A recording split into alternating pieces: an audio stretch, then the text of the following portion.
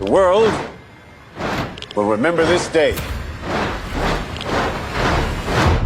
The Trinity test and the revelation of the first atomic explosion to the world was one of the most important moments in the 20th century. It was a massive, miraculous project that many thousands of people were involved with.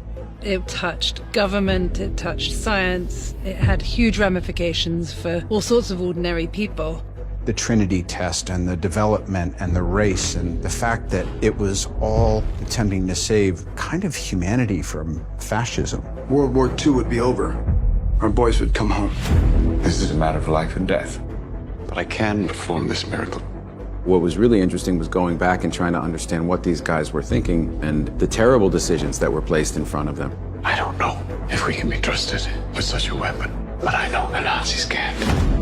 We live in the world that we live in because of what happened at Los Alamos. Why would we go to the middle of nowhere for who knows how long? How about because this is the most important thing to ever happen in the history of the world?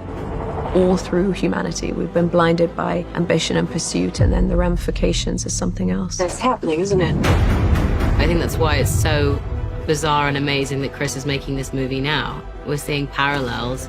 It's a profoundly overwhelming experience watching it. It's not a history lesson. It's not telling people this is what you must learn from this, but I think it's very clear. It can reflect back on what's happening in the world today.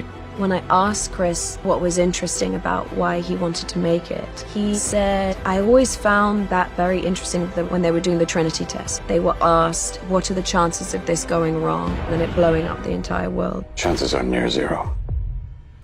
Near zero. What do you want from theory alone? Zero would be nice. Detonators charged! What is that decision to just still go ahead and do it? It's an extraordinary moment in human history, and I wanted to take the audience into that room and be there when that button is pushed and really fully bring the audience to this moment in time.